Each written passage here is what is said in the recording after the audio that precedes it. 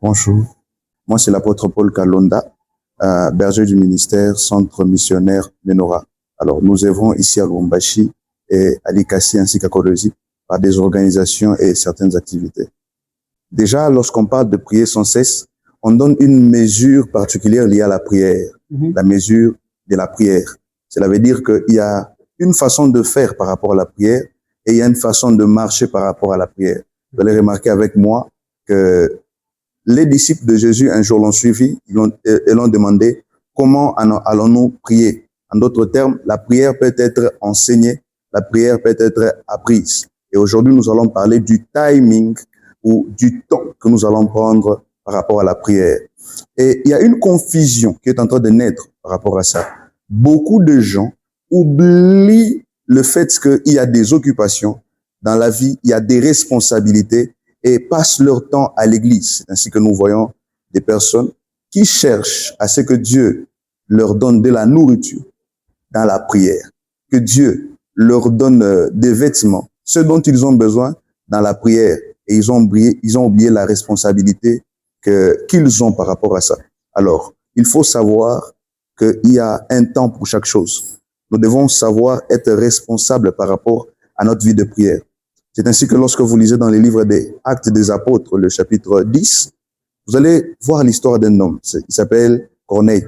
La Bible dit que Corneille était un centenier romain. Premièrement, on voit la responsabilité qu'avait cet homme-là. C'était une personne qui avait des choses à faire. Mais au-delà de ces choses qu'il avait à faire, il priait. La Bible dit qu'il était en train de prier continuellement.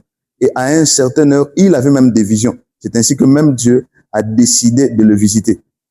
Combien de personnes aujourd'hui peuvent se retrouver dans la même position, surtout dans notre milieu chrétien qui est ici par exemple à Lubumbashi et particulièrement au Congo.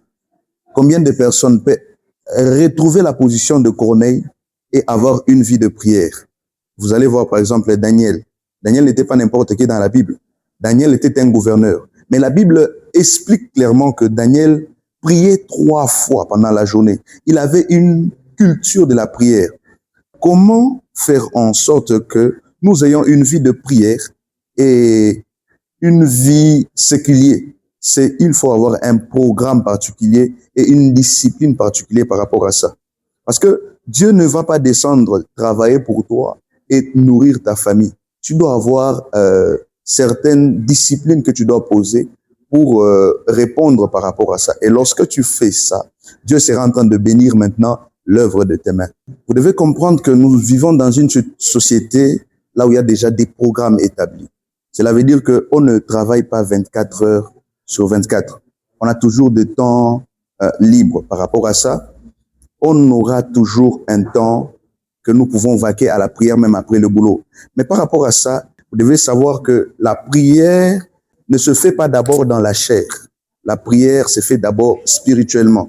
C'est ainsi que d'abord, il y a un passage qui dit, de même lorsque nous ne savons pas qu'est-ce que nous devons demander dans la prière, l'Esprit intercède pour nous par des soupirs inexprimables. Cela veut dire que il y a déjà un système établi par Dieu pour que même lorsque tu n'as pas le temps, même lorsque tu n'as pas l'opportunité et la force, par exemple, de prier, au travers du Saint-Esprit, tu peux le faire. C'est ainsi que il y a le parler en langue.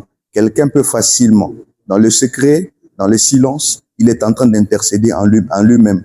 Lorsqu'il est en train de faire quelque chose au travail, il a une responsabilité. Au même moment, il peut être en lui-même en train de prier. Ne croyez pas que lorsque tu es ministre, tu seras en train de donner seulement des responsabilités aux gens. Lorsqu'on est ministre, il y a de ces choses que nous devons nous en charger personnellement. C'est ainsi que s'il y a par exemple le président qui a besoin de toi, ça veut dire que tu dois être présent pour lui. Mais malgré ça, malgré ses responsabilités, il avait le temps quand même de se créer un temps de prière. Et si nous devons aller par rapport à ça, beaucoup de gens qui se justifient que je n'ai pas de temps de prière. En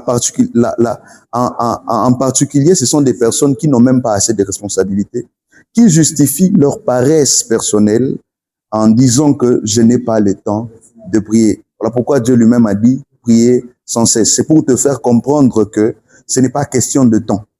S'il était question de temps, on ne peut pas arriver à prier sans cesse. Cela veut dire que nous devons nous efforcer, faire des sacrifices et faire de notre mieux pour prendre le temps de prière. Alors, je ne sais pas d'où tu me suis, mais j'aimerais que tu puisses juste te concentrer, n'importe l'heure. Je veux prier pour ta vie.